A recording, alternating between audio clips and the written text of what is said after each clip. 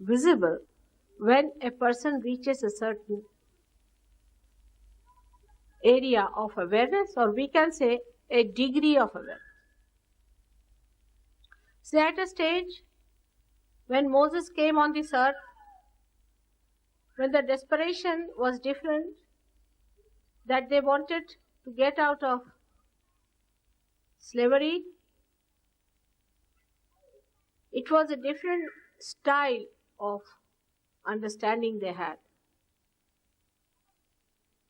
How to organize a society on a particular pattern so you achieve the maximum amount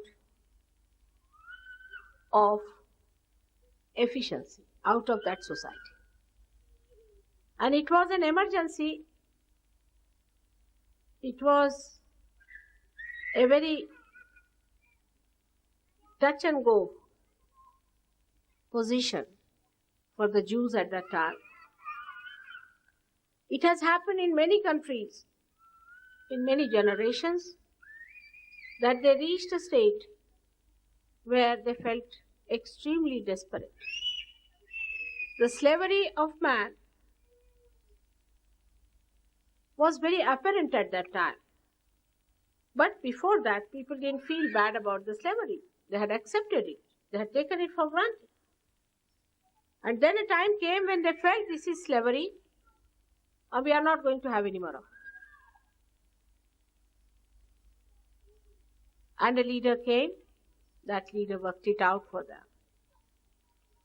Today, in these modern times, we have a very subtle type of slavery, which is every day eating us, which is so self-destroying that we are not even aware of it and we get disturbed. This destruction is working in so many ways that if we do not really awaken ourselves to the truth, there's a possibility that nothing will be left out of this creation. There are people who give big lectures. I've met many big people from United Nations and from all these big agencies. They talk about the coming destruction, the future shock, it's going to happen. There are big books they discuss. They sit on the streets, they'll discuss. They are in a pub, they are discussing. They are in a party, they are discussing. But they do not realize what it means. This destruction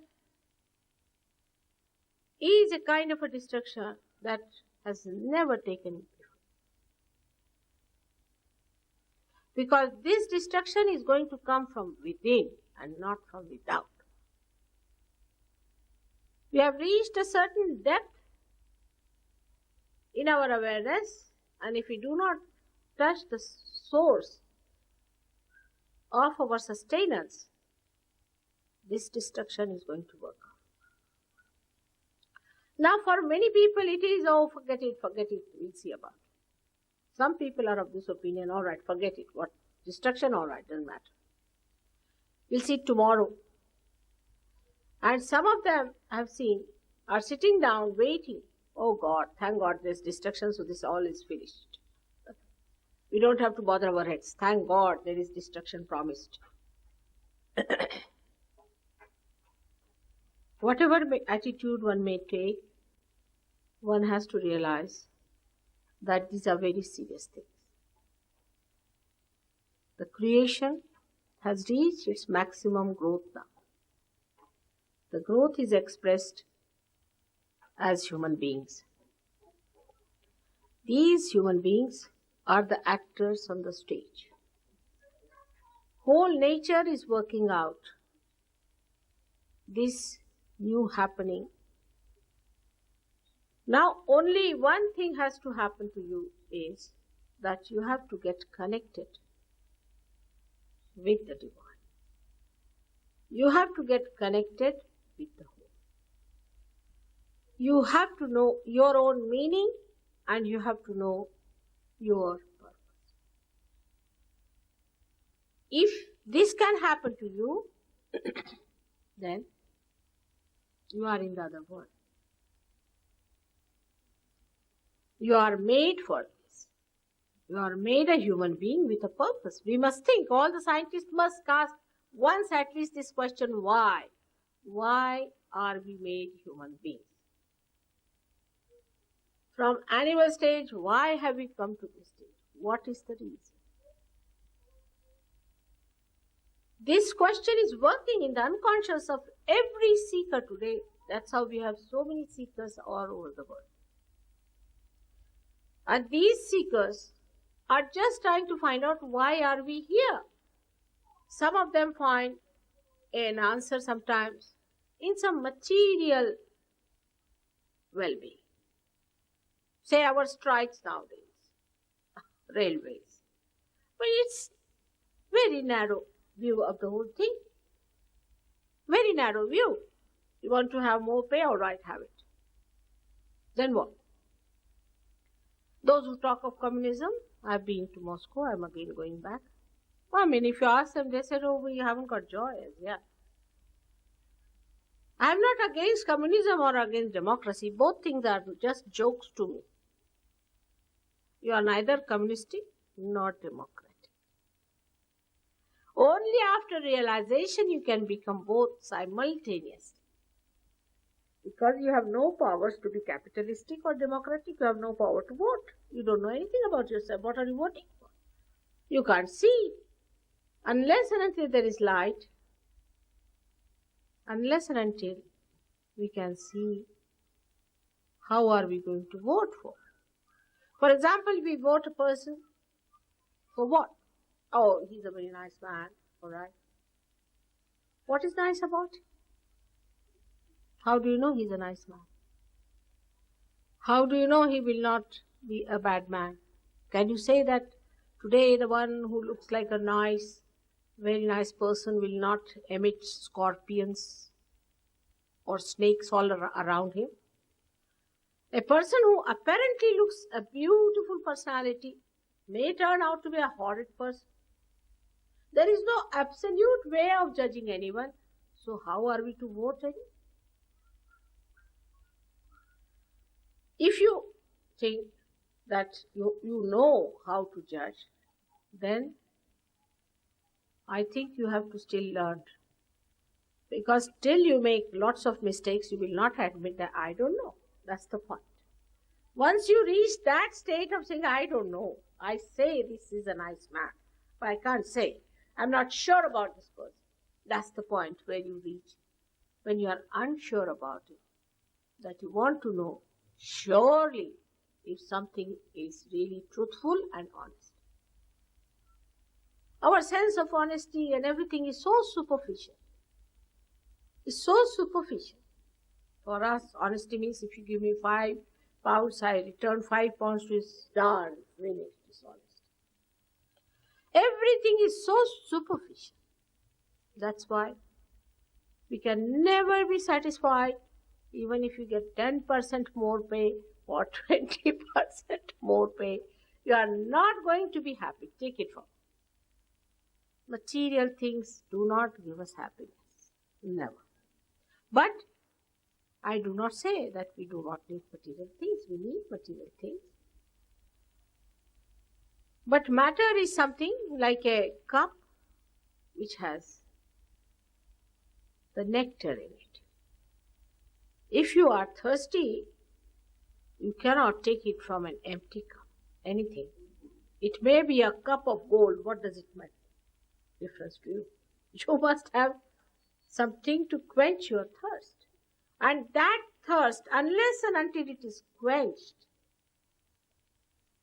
you are not going to be happy. And what is that thirst? Is this, that still you have not known yourself. It's a very unconscious thirst. It comes. You don't know what you are seeking. You don't know why you are unhappy. You don't know what you want. That is the unconscious which is working it out. But the time has come that you should know what you are and what is your glory, what is your greatness, what are your powers. They are all built within yourself. All these days when you grew up, in your evolutionary process. All these things were built within you as shown here. They are all there. Actually, I am just a catalyst, you can say. Just a candle which is enlightened. And this candle, when touches another candle which is ready, that gets enlightened. I mean, you may give it a big scientific name, this, that, a charged personality, this, that, I don't understand. It's very simple for me. You are all ready for it. I just touch you and you get enlightened and you get the light, and when you touch someone, that person also gets enlightened. Now you may say, Mother, how can that be so simple?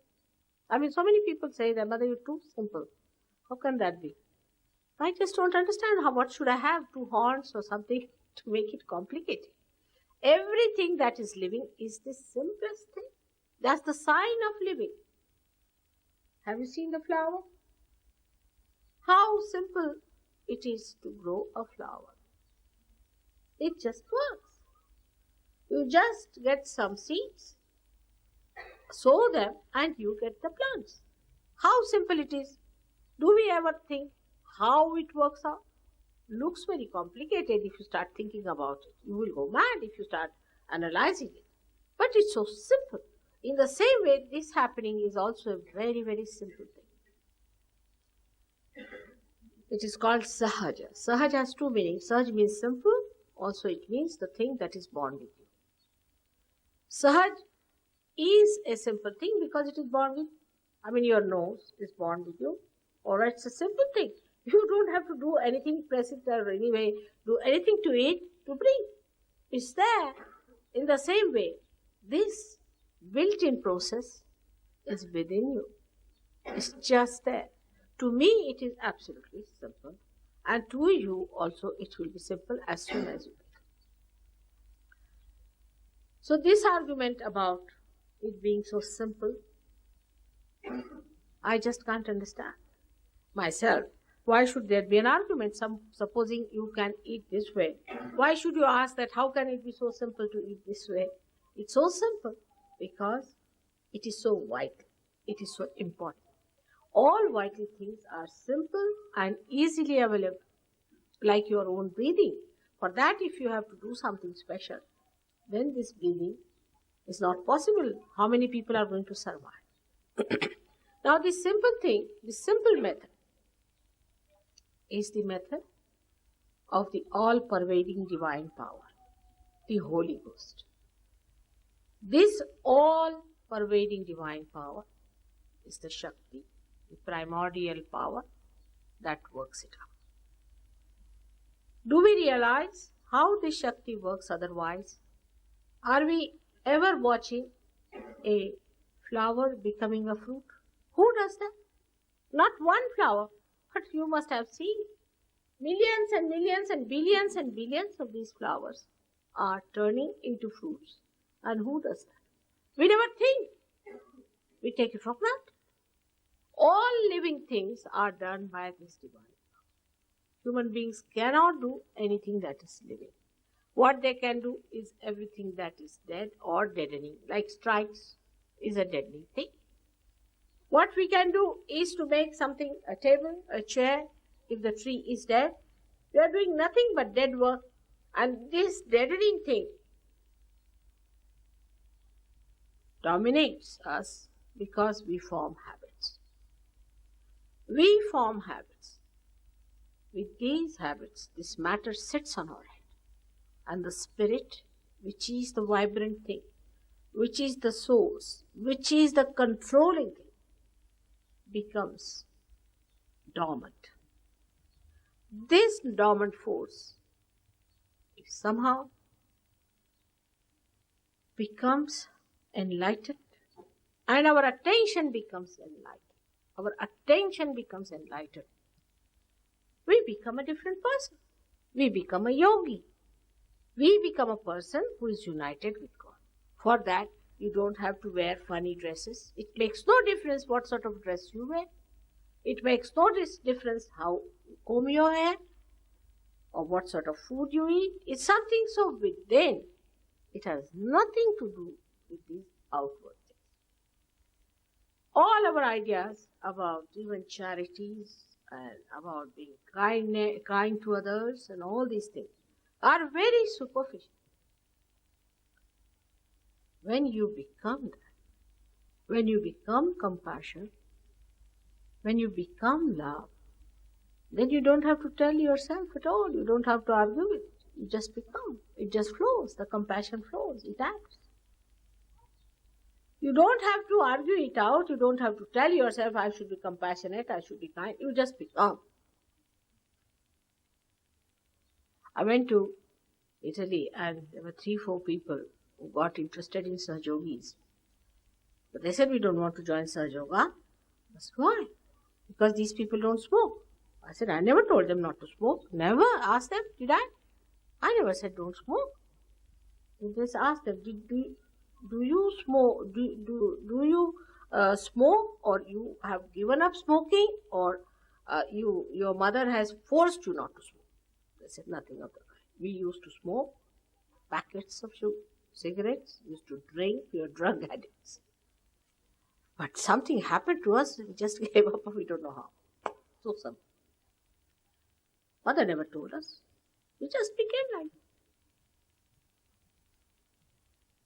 What is there to tell? I mean, once you have found it, once you have seen the light, you are not bothered.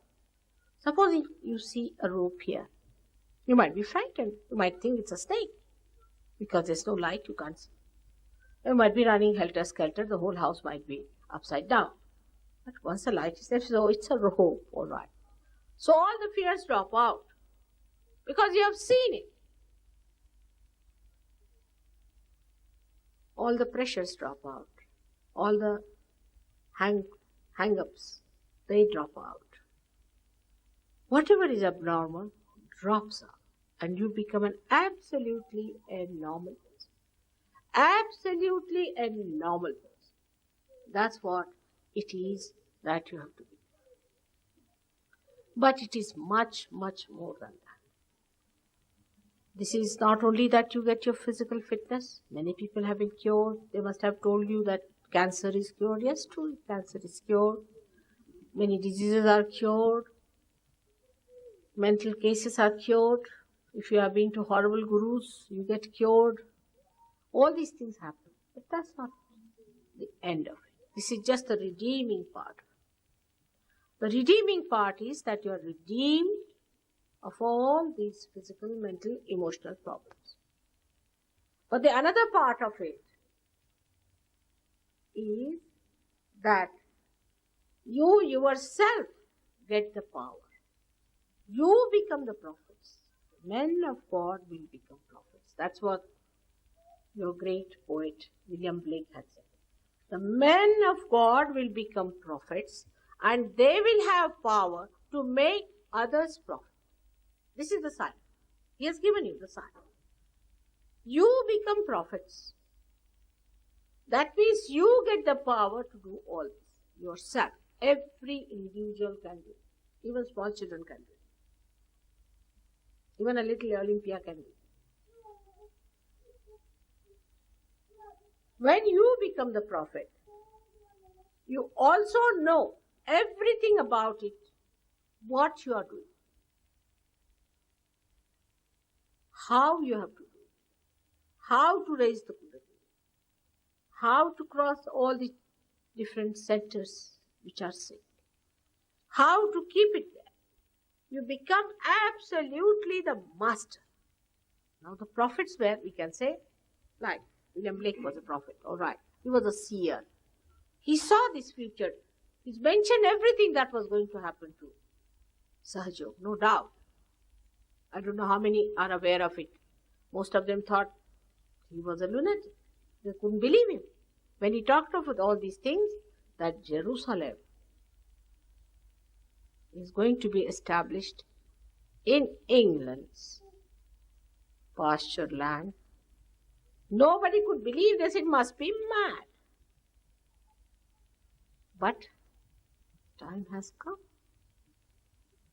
Jerusalem is to be established. There's a special thing about England. And he saw that 100 years back, clearly the whole picture. But nobody understood him. He was a prophet. Nobody understood him what he said. Those who understood also had an academic sort of an interest in him. And some did feel that there may be some sort of a truth in what he has said and described. So you are more than a prophet in a way, that you are not interested in seeing the future, but you come in the present. What they describe, the future for them, which they did not enjoy, is your present. And that you become the master yourself. All these great prophets had a big problem. I had a discussion with an ambassador recently who is a very learned man from India. And he was telling me that the biggest problem was that with rationality, with explanations, how far can we go? Supposing you say there is all-pervading power. They said, how are we to believe? It's all cock and bull story. Prove it to us. By argument, of course, you cannot prove it. But for experiencing also, you cannot prove it. So they used to give up. Like Adi Shankaracharya, at a point he reached, he wrote about Viveka Chudamani and all these treatises, and then he gave up. And he started describing the mother. He said, I give up. That's all. And they said that he went soft in his head because he couldn't go ahead with his philosophy and started praising the mother. He said, what's wrong? The same thing happens with Bible, with Quran, with everything that people think.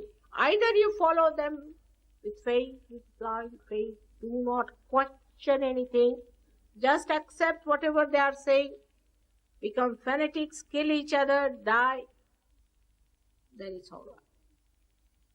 Or else, you just give up, you become communists, no God. If you have to have your brains alive, then you better give up all these religions, which is all nonsense. Christianity is hopeless because of these churches. Islam is useless because of fanaticism. That is useless because of this and that is. Hinduism is another nonsense. Because at this level, it looks like that. At this point, it appears like that. It has no meaning. It's nonsensical. This blind faith, people can't accept. The scientists say, what is this blind faith? We went to moon. It's all just the same. What's there? We went to moon, we never saw God. What are you talking about God? How are we to believe there is God? But we have to now prove the existence of God. We have to prove the existence of this all-pervading power. We have to prove the existence of that spirit within. It is to be proved. It is to be actualized. So arguments will stop. With arguments, one cannot achieve it. With blind faith, one cannot achieve it. Rationality cannot take it there, or this emotional adherence will not take it there. Its actualization is the happening that really makes you that.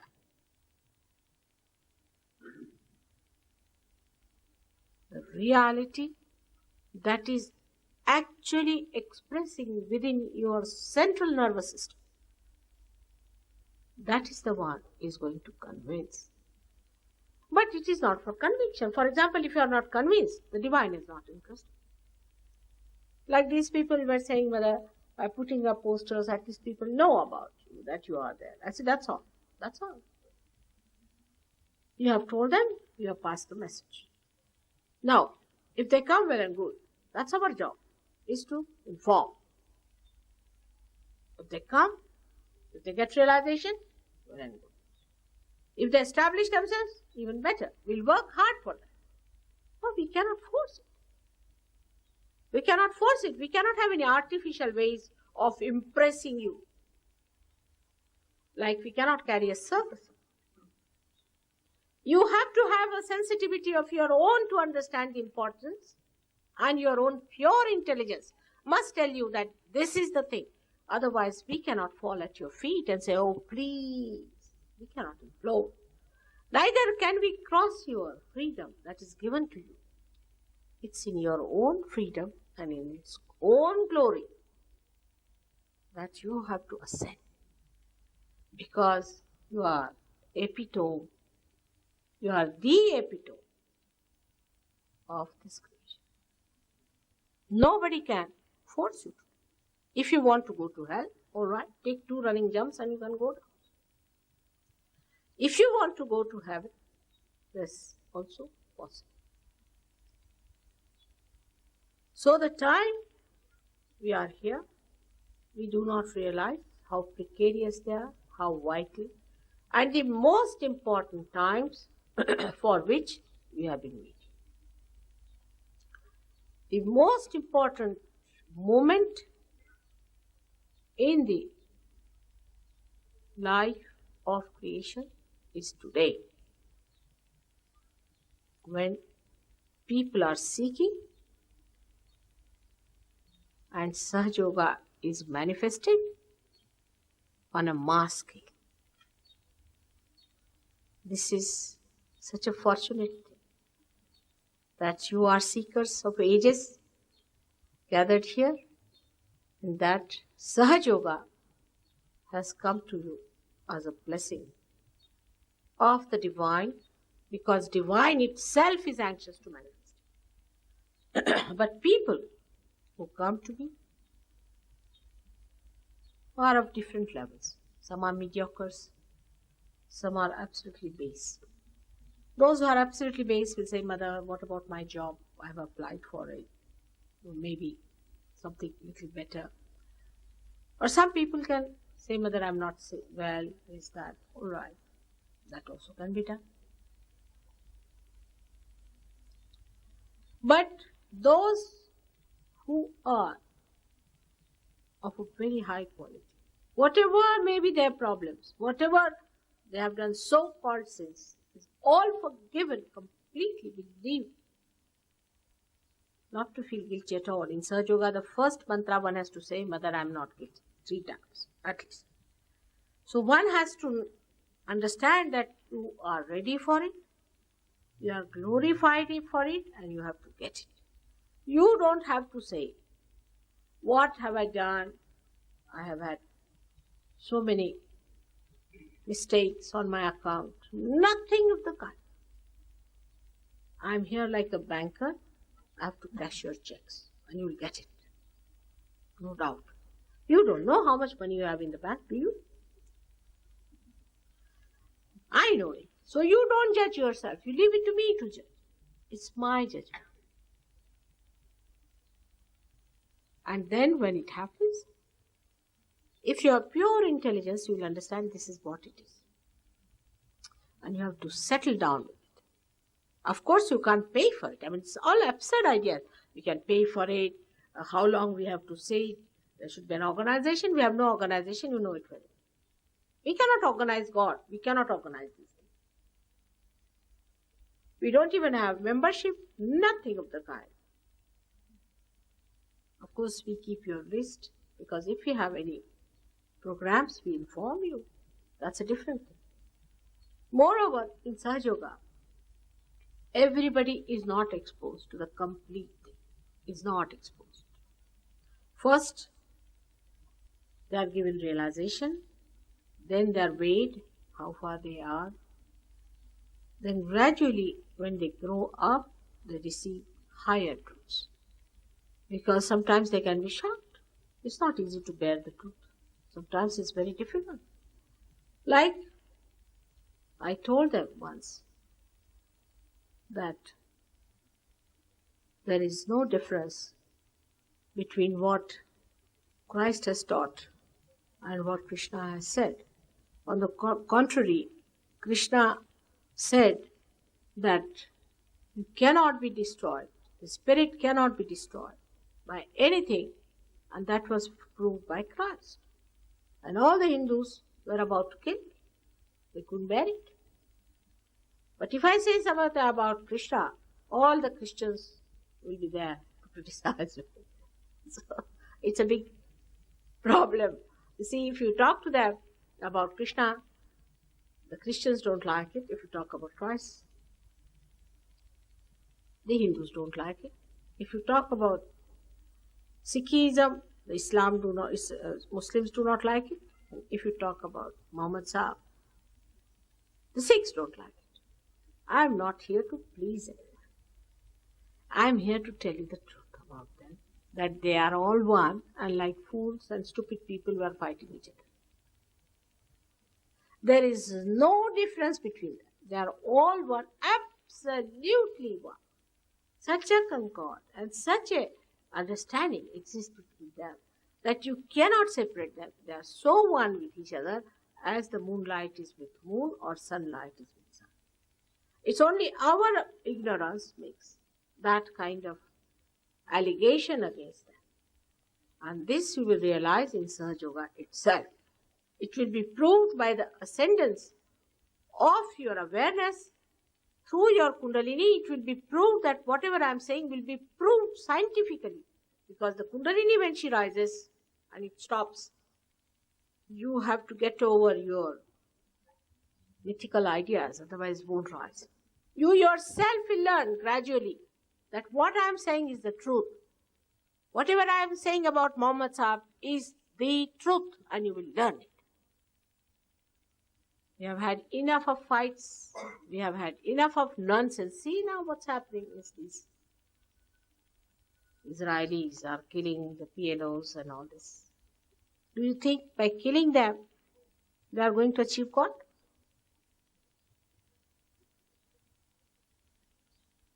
These false ideas all have to go. We have to become universal beings. You become that. Whether somebody is a Muslim or a Hindu or a Christian or anything. When you become a universal being, you can feel the person where he is on your fingers. Christ has said your hands will speak. Your hands will speak. We don't have to challenge any scriptures. We have to see the inner light in all what is described, which is making us separated, is actually the uniting factor. The diversity has such a beautiful unity within us. But that only can be seen by the raising of the Kundalini. There's no way out. Because when the Kundalini rises, the integration takes place and you start seeing it as an actual experience. I hope you have understood what I have said. But arguments are not going to give you realization. It has to happen. It doesn't matter, you may be the crown prince, or you may be the king, or you may be anything. Makes no difference. It's your individual happening that has to take place. This is your individual mother within you. This is the Ruh I'm talking about. Just by ritualism, you cannot achieve God. You have to be connected with God. For all the people of the world who understand and who think, it is important to know that there must be a truth which we can actualize. It is being promised in all the religions and scriptures, and it has to happen. May God bless you. I would like to have some questions from you. If possible, I'll try to answer them. Please ask me some questions, would be a good idea. Again, I say I'm sorry for coming late, but you understand the way you had jammed the traffic.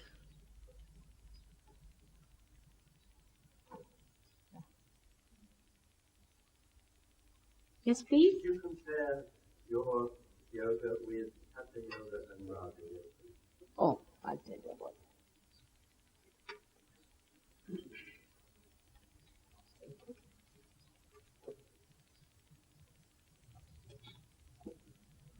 It's a very good question.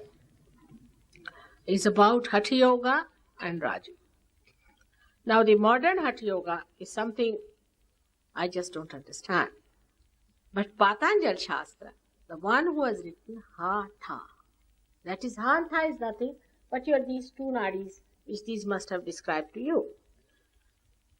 And there are Ashtangas means there are 8 aspects of Hatha Yoga according to Patanjali, who has written.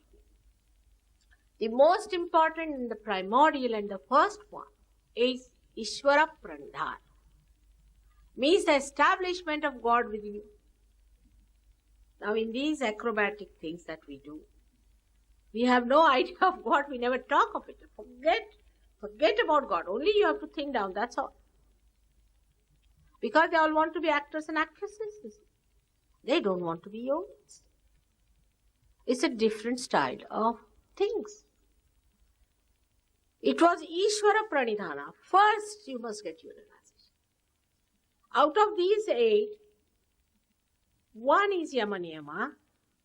In the Niyama, there's only one for physical exercises. That too, depending on where the Kundalini is. We also use Hatha Yoga in a way. Supposing Kundalini is stopping at a point, at a certain center, due to physical problem, we do a little asanas which are necessary or some exercise to do it. But that's a very different thing. Modern Hatha Yoga is like this. That supposing I have to come from London to Birmingham, alright? I don't start my car, nothing, but I turn it to the left and the right, standing there, static, you see. And I think I've reached Birmingham. Only I have the map, I'll go right, left. Or even worse than that, I would give an analogy. It is like taking all the medicines together without knowing what disease you have got. It's very indiscriminate. None of these teachers have realization. How will they understand the importance of Hatha Yoga? I don't understand. In India, a guru is the person who is a realized soul. He could be a Muslim, he could be Hindu, he could be anyone. But he has to be a realized soul to begin with. Brahmin is a realized soul. Now these days the Brahmins can be kept as cooks. So, the whole concept is so superficial today's Hatha Yoga. Then Raja Yoga is now. So you understand Hatha Yoga is a thing. The beginning of Hatha Yoga starts with Sahaja Yoga, where it is established. But Hatha Yoga is a subsidiary thing. Wherever we need, we can use it. Wherever we need the part of it, we use it.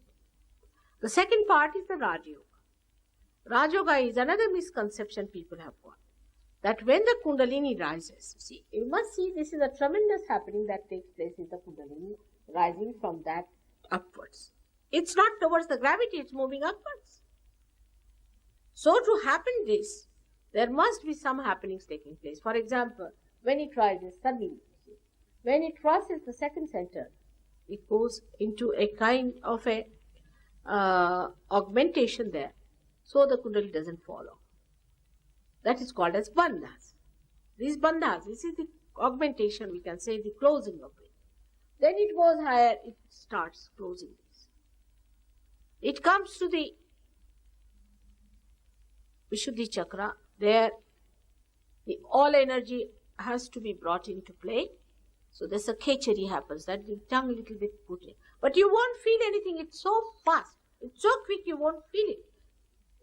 I mean, I cannot give another analogy like that, that even if you say concord, I mean, you do feel something about it. But supposing if you have a plane that you just board in and you are there, it's a split of a second, the Kundalini can just shoot off. So you don't feel any of these things. Like the whole earth is so big, but you don't see that it's round. The circumference, in relation to thing that you see, is so small that you don't see it's round. In the same way, the Sahaja Yoga is such a quick method of Kundalini rising. I mean, there's no other method. But today's Sahaja Yoga, I should say, so fast that you don't feel anything. But happens. Your eyes also get dilated. But I have seen these mad people called Raja Yogis. They even put atropine in their eyes to dilate their pupil because said that your eyes must be dilated. They cut out their tongues, push it back. You see, there was one in America, used to cut out the tongue of the people, used to wag their tongues. Even there are now today people affected by this great guru whose tongues are still wagging like this, and they used to put back their tongues. You mean to say by doing all these tricks you are going to raise the Kundalini? Some hold their thing. There's nothing to be done.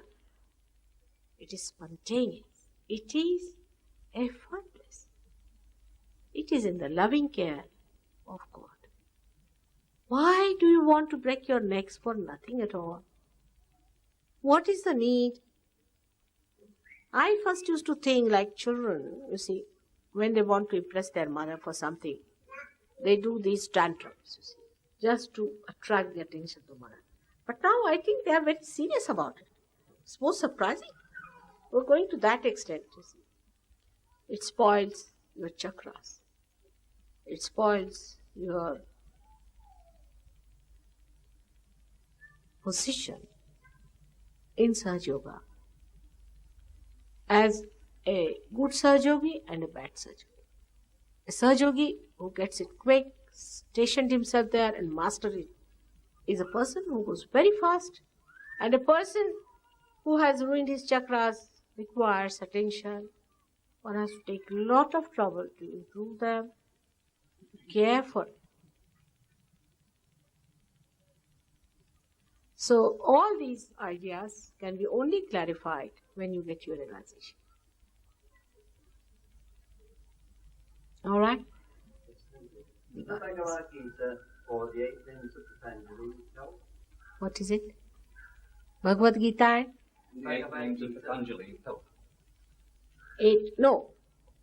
Because unless and until you are realized, I'm saying, supposing now, it is like this. Before starting your car, if you move it right and left, and then start the car, will it help to come to Birmingham? It is wasteful, first of all, and it might have already broken your wheels. Oh, but nothing to worry. I mean, I must say, nothing to worry about. All right? May God bless. May God. See, I don't blame anyone or don't feel bad, because after all, you are seekers, you know. You are seekers. How are you to know? You are all seekers. How are you to know? These people write so many books. It's easy to write any book, isn't it, these days? What is that? If you have money, you can write any. You can publish any. Whatever you want to write. What does it take to write? Only I am the person who has not written anything so far. There are people writing about me or about Sahaja Yoga. It's different problem. I have not written anything so far. Christ has not written anything. Sri Krishna never wrote anything. Rama never wrote anything. But I'll have to write, I think. I wrote something and people said it goes over our head, mother, because as soon as we read it, we become thoughtless. Now what to do?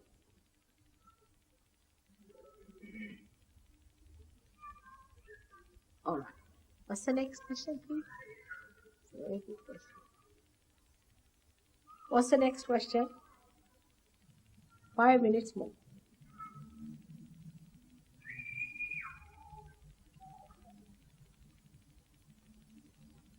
Yes. Could we ask a question to God when we get connected? Could we? Can you ask a question of God when you get connected? Yes. Can you ask a question to God when you are connected? Of course. Now I say, because you are connected. So you put your hands towards God and say, is there God? If you ask such a question, tremendous vibrations.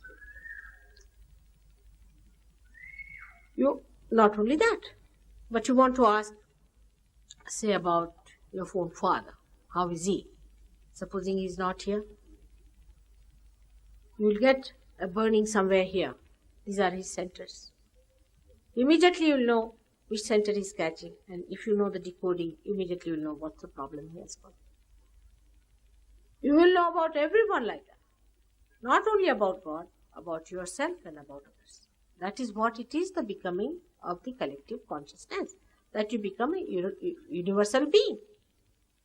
And you will be able to see God as I am able to see you. It's not seeing the God, is not the point today. Because seeing is, in any case, is not being. You see my difference? Now you are, what's your name please?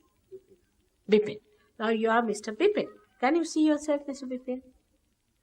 Now, when you have become Mr. Vipin, you can't see. When you become part and parcel of God, you can't see anything. But you can act. Seeing is being separate. So you mean to say you become one with the God? Yes, that's the point. You become one with the God, with the primordial being. You become his power. Or you become his instruments. You see, one should not go into dogmas, because you see, on that there might be a quarrel already existing, whether you become his instrument or he becomes your instrument. All that, you see. So I don't want to fall into that trap. But what I would say, that you start feeding the power.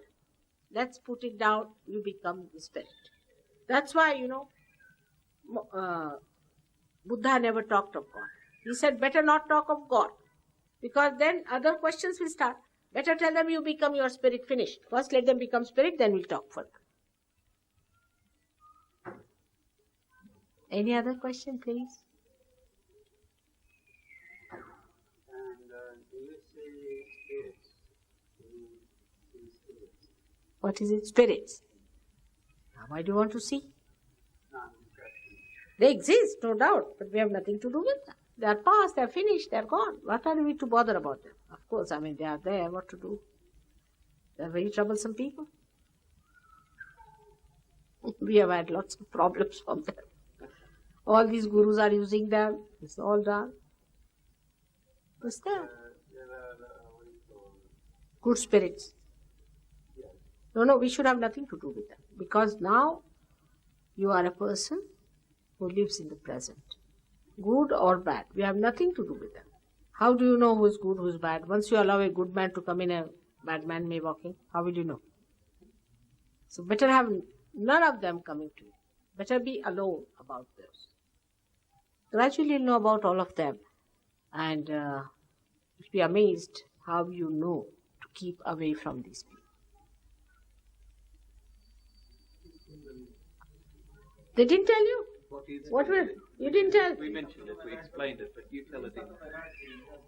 What's it? Yes, it is. It is energy. It is the energy of our desire, which is not yet manifested. And which is that desire which is not yet manifested within us? It's the desire to become the divine. Once this energy is manifested, that's why it is called as residue. Then this desire is manifested.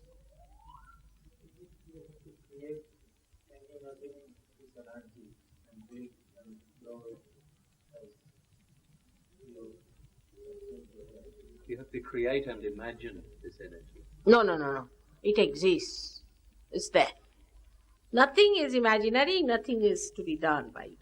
It's all there, just like a prelude in a sea. It exists there. You don't have to. There's nothing, imaginary things. Nothing. It's really there. You can see the pulsation. You can see it pulsating. You can see it rising. You can feel the pulsation on top of your head. You can see the breaking of this. You can see the cool breeze coming out of your head, the real baptism taking place. It's all there. It's all there. It's no imagination needed at all. It's not thinking. By thinking you don't do it. If you think, say, about a seed, that I imagine now this seed will sprout. Will it sprout? No. It has to sprout. In the same way, it has to happen. It's a living process.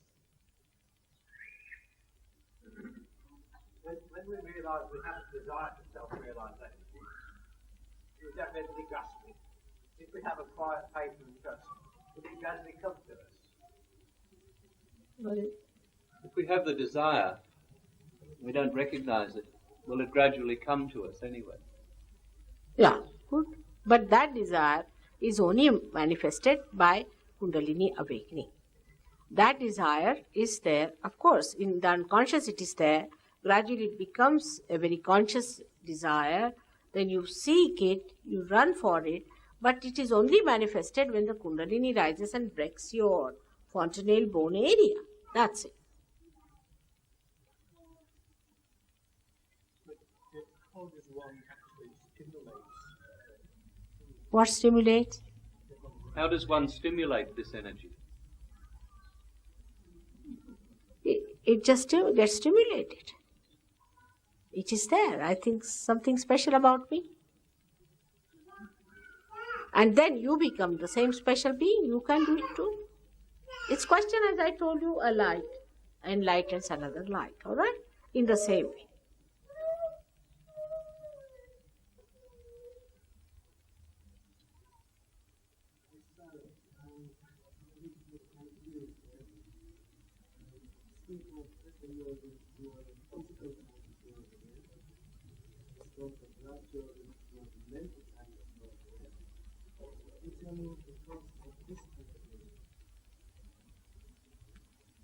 You spoke of, he says, you spoke of Hatha Yoga as being physical yoga, Raja Yoga as being mental yoga. Could you talk about the process of this yoga?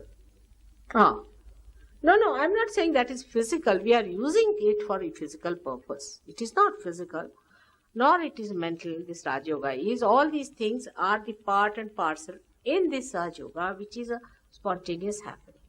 In this Kundalini, which is the residual force within us, the desire force within us, unwinds itself, and few threads of this start rising as pulsation. You can see it also, the rising. She moves up, gradually enlightening these centers, and opens up the last center, the seventh center here, by which the spirit, which is actually seated in your heart, gets enlightened, because the seat of the spirit is on top of your head. All right?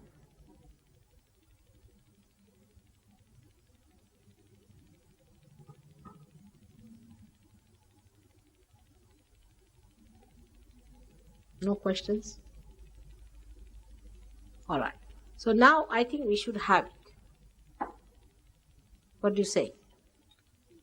Better have it. Okay. Just put your hands like